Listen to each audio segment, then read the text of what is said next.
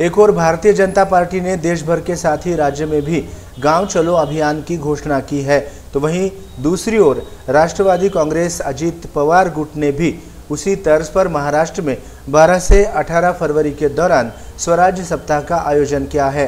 नांदेड़ जिले में भी ये अभियान चलाया जाएगा, ऐसी जानकारी राष्ट्रवादी कांग्रेस के जिलाध्यक्ष दिलीप धर्माधिकारी ने दी है।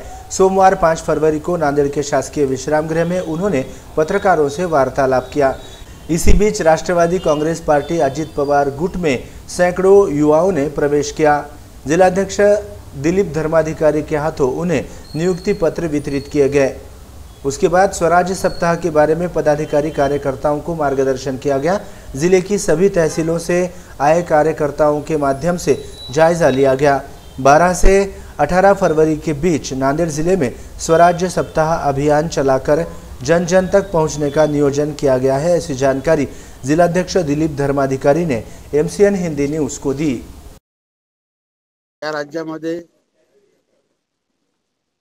देशाचे नेते नामदार राज्याचे उपमुख्यमंत्री अजित पवार आणि पक्षाच्या आदेशानुसार स्वराज्य सप्ताह राज्यभर आम्हाला राबवायचा आहे।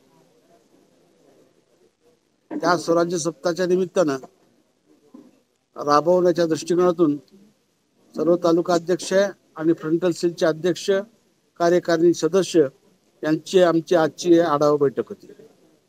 या बैठकीमध्ये आम्ही 4 महिन्यामध्ये तालुक्यामध्ये जेवढे काही तालुका अध्यक्ष नेमलेत त्यांच्या कार्याचा आढावा घेणे आणि त्याचबरोबर स्वराज्य सप्ताहाची आखणी करणे, बांधणी करणे आणि सुरुवात करण्याच्या संदर्भामध्ये आम्ही आमच्या पदाधिकाऱ्यांना तालुका अध्यक्षांना सूचना केलेल्या आहेत।